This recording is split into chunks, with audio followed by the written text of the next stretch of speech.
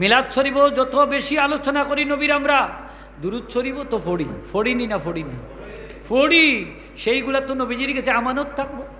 সেই মিজানের পাল্লার মধ্যে নবীজি দুরূদ শরীফ লেখা খাগদর টুকরাত লেখা মিজানোর ফাল্লাত রাখি দিবা, মিজানোর ফাল্লা বাড়ি হয়েছে, বন্দা জান্নাতি হয়ে যাব। কত দয়াল নবী।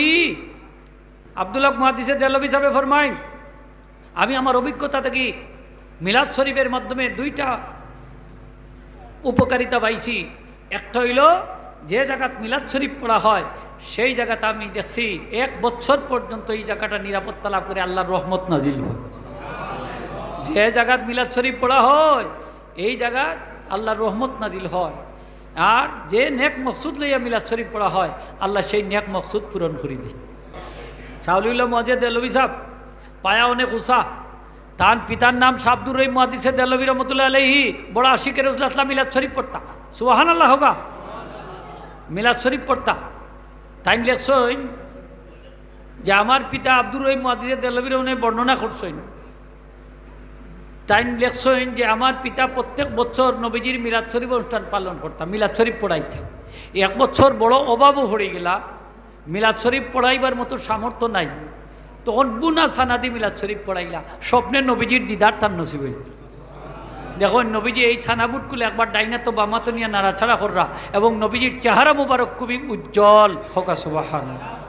তাহলে দেখা গেল আমরা যে জিনিস দিয়ে মিলাদ শরীফ পড়াই ও জিনিসের খবরও নবীজি রাখই, ও জিনিসটাও নবীজির কাছে গিয়ে পৌঁছে। খোকা সুবহানাল্লাহ। আমরাও কিতাব পড়ি, আপনারাও কিতাব পড়েন। আমার ভাই ওগুলোরে হইয়া যারা নবীর মিলাদরে বরকত মনে করেন না, মিলাদুন নবীর আলোচনারে বরকত মনে করেন না, নবীর মিলাদে ঈদ প্রকাশ করেন না, খুশি প্রকাশ করেন না, তাদের উদ্দেশ্যে কইয়ার, আল্লাহর ওয়াস্তে কইয়ার, আল্লাহর ঘর মসজিদে কইয়ার সেই বুখারী শরীফ বাহির করি দেখো কা সুন্দর করে লেখা আছে তার হাসিয়ার মাঝে, ইন্নামা হুয়া বিবারাকাতিন নবী সাল্লাল্লাহু আলাইহি ওয়াসাল্লাম, এটা একমাত্র আমার নবীজির বরকতে হইছে। খোকা সুবহানাল্লাহ। আমার নবীজির বরকতে হইছে।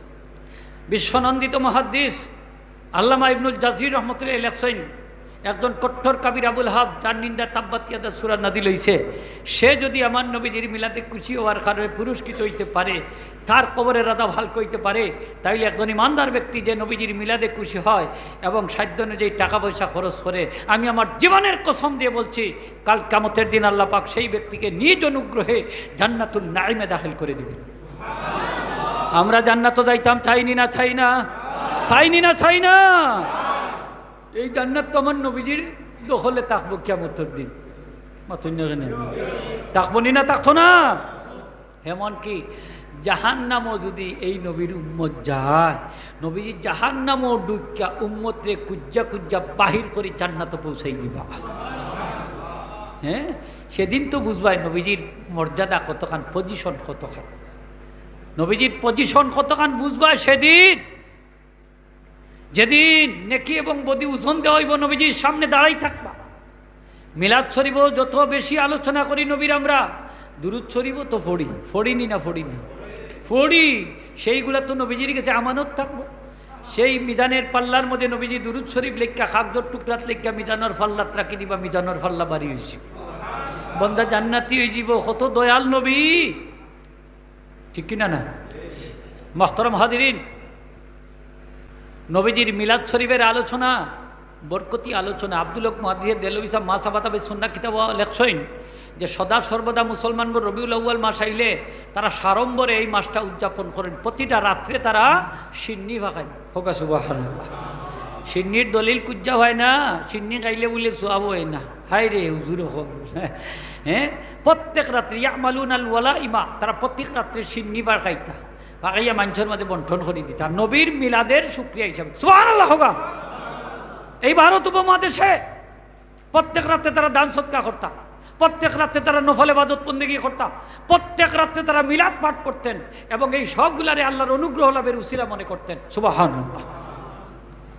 তাই আরো লেখছেন যে আমি ওই ব্যক্তির লাগি দোয়া করি যে রবিউল আউয়ালের প্রতিটা রাতকে ঈদ বানায়। ফারাহিমাল্লাহু ইমরান ইত্তাকাদা লাইয়ালিয়া শাহরিল মুবারাকা আয়াদান। আমি ওই ব্যক্তির লাগি দোয়া করি যে রবিউল আউয়ালের প্রত্যেকটা রাতকে ঈদ বানায়, খুশির কারণ বানায়। খোকা সুবহানাল্লাহ। ফতোয়ার বিশ্ববিখ্যাত কিতাব আহসানুল ফতোয়া তাইছেন জিলদে আউয়ালো যে আবুল আহাবর কবরের আযাব হালকা হয়েছে বিফারহে মিলাদিন নবী ইসলাম, আমার নবীজির মিলাদে খুশি হওয়ার কারণে। হোকা সুবহানাল্লাহ। হ্যাঁ, তারার কিতাবও আছে। কয়েকদিন আগে ফুলতলির সাবজাদা মুফতি যা বুঝুর আমি গেছিলাম সাববাড়ি, তো আমার খান্দাত বইয়া কইলা ও দে হোক কিতাব খান ফড়ুকা, ও দে হোকা খিতা লেখছে আলহামদুলিল্লাহ হোকা। হ্যাঁ, ওই দে হোকা তারা কিতা লেখছে, তারা আলিমে লেখছে যে আবুল আহাবর কবরের আযাব হালকা হয়েছে বিফারহে মিলাদিন নবী ইসলাম, আমার নবীজির মিলাদে খুশি হওয়ার কারণে, ঈদ প্রকাশ করার কারণে। জোরে হোকা সুবহানাল্লাহ।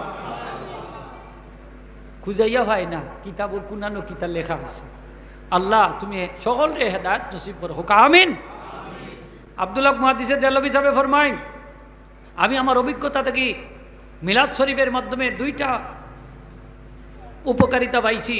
একটা হইল যে জায়গাত মিলাদ শরীফ পড়া হয় সেই জায়গাতে আমি দেখছি 1 বছর পর্যন্ত এই জায়গাটা নিরাপত্তা লাভ করে আল্লাহর রহমত নাজিল হয়।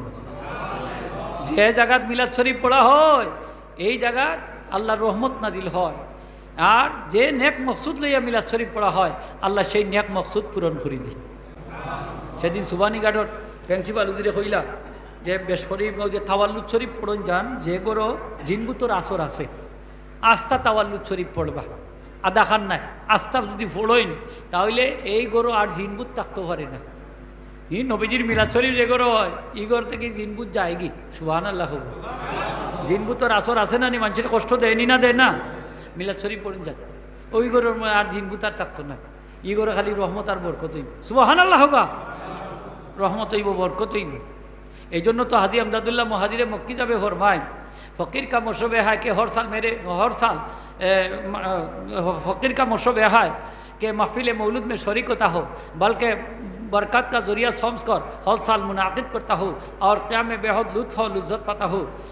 हाजी আমদাদুল্লাহ মহাজিরে মক্কি যাবে লেখছেন যে আমি ফকিরও নিতে চাই যে আমি মিলাদ শরীফের মাহফিলও শরিক হই, এমনকি বরকত লাভের উসিলা মনে করে প্রত্যেক বছর আমি মিলাদ শরীফ অনুষ্ঠান পালন করি। এই ভারত উপমহাদেশে শাউলিউল্লাহ মুহাদ্দিসের দেহলভীর মধ্যে নাম শুনছেন না এমন আলিম হতে পারে না।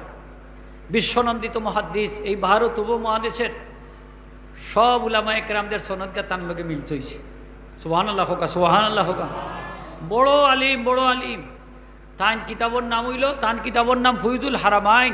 এই কিতাবের 80 নম্বর পৃষ্ঠার তাই লেখছেন যে আমি যখন মক্কা মুআজ্জামায় ছিলাম তখন দেখেছি আরবের লোকেরা তারা 12ই রবিউল আউয়াল তারিখে মিলাদ শরীফের অনুষ্ঠান পালন করতো, আমি সেখানে গিয়ে শরীক হইতাম। সেখানে তারা নবীজির জন্মকালীন অলৌকিক ঘটনাবলী আলোচনা করতা এবং কেউ দুরূদ শরীফও পড়তা। তাই কইরা আমি হঠাৎ করে দেখলাম এই মাহফিলটা কিছু নূর মুবারক উপরের দিকে উঠা শুরু হয়েছে। আমি বুঝতে পারলাম এই নূরগুলো হচ্ছে এই মাহফিলে অংশগ্রহণকারী ফিরিস্তাদের নূর। সুবহানাল্লাহ। শাউলিউল্লাহ মুহাদ্দিস দেহলভী সাহেব পায়া অনেক উষা, তার পিতার নাম শাবদুর রহিম মুহাদ্দিসে দেহলভী রহমতুল্লাহ আলাইহি বড় আশিকের রাসূলুল্লাহ মিলাদ শরীফ পড়তা। সুবহানাল্লাহ হোগা, মিলাদ শরীফ পড়তা। তাই লেখছেন যে আমার পিতা আব্দুর রহিম মুহাদ্দিসে দেহলভী রহমতুল্লাহ বর্ণনা করছেন, তাই লেখছেন যে আমার পিতা প্রত্যেক বছর নবীজির মিলাদ শরীফ অনুষ্ঠান পালন করতাম, মিলাদ শরীফ পড়াইতা। 1 বছর বড় অভাবও হয়ে গেলা, মিলাদ শরীফ পড়াইবার মতো সামর্থ্য নাই, তখন বুনা সানাদি মিলাদ শরীফ পড়াইলা। স্বপ্নে নবীজির দিদার তার নসিব হইল। দেখুন নবীজি এই ছানাবুটগুলো একবার ডাইনা তো বামা তো নিয়ে নাড়াছাড়া কররা এবং নবীজির চেহারা মুবারক খুবই উজ্জ্বল। হোকা সুবহানাল্লাহ। তাহলে দেখা গেল আমরা যে জিনিস দিয়ে মিলাদ শরীফ পড়াই ও জিনিসের খবরও নবীজি রাখই, ও জিনিসটাও নবীজির কাছে গিয়ে পৌঁছে। হোকা সুবহানাল্লাহ। পৌঁছেনি না? পৌঁছে না? একটু জুড়ে কইতেই বা পৌঁছেনি? পৌঁছে। আমি দলিল দিয়া যাইয়ার আলিম সাহেবকল আছেন। নবীজি ফরমাইছেন হায়াতি খাইরুল লাকুম তুহদিসুনা ওয়া ইউহদাসু লাকুম ফাইদা আনা মিতু কানাত ওয়াফাতি খাইরুল লাকুম তুরাদু আলাইয়া আমালুকুম ফাইন রাআইতু খায়রান হামিদুল্লাহ ওয়া ইন রাআইতু গায়রা যালিকা ইস্তাগফারতুল্লাহ লাকুম। আমার নবীজি ফরমায়েন হে আমার উম্মতের, আমার জীবনকাল তোমাদের জন্য কল্যাণকর। জীবনকাল বলতে তো জন্ম থেকে লিয়ে মৃত্যু পর্যন্ত কালরে জীবনকাল বলা হয়, ঠিক কিনা না? ইনো তো আগলা করছেন না। নবীজি ফরমাইছেন আমার গোটা জীবনকাল তোমাদের জন্য কল্যাণকর। সুবহানাল্লাহ হোগা। গোটা জীবনকাল তোমাদের জন্য কল্যাণকর। তোমরা আমার আলোচনা করবাই, তোমরা আলোচিত হইবাই। আমরা এখন নবীজির আলোচনা করলাম কোথায়? জমিনে। আমরার আলোচনা কিন্তু এখন চলতেছে 7 আসমানের উপরে। বক্তাকে জানইনি স্বয়ং আল্লাহ। শ্রোতাকে আসমানোর ফিরিস্তা। সুবহানাল্লাহ হইতা নাই, সুবহানাল্লাহ হইতা নাই। আমরা আলোচনা কত সময় চলবো? ও মজলিস যত সময় হও, মজলিসও তত সময় চলবো। হ্যাঁ, আল্লাহ পাক আমরার নাম ধরিয়া, আমরার বাফর নাম ধরিয়া আসমানো আলোচনা করো। সুরে আমার আমরার আলোচনা চলতেছে, বিশ্বাস হয়নি না হয় না? এই বিশ্বাস খান আমরার আসেনি? আমরার আলোচনা ঊর্ধ্ব জগতে চলতেছে। আমরা যেহেতু নবীজির আলোচনা করলাম।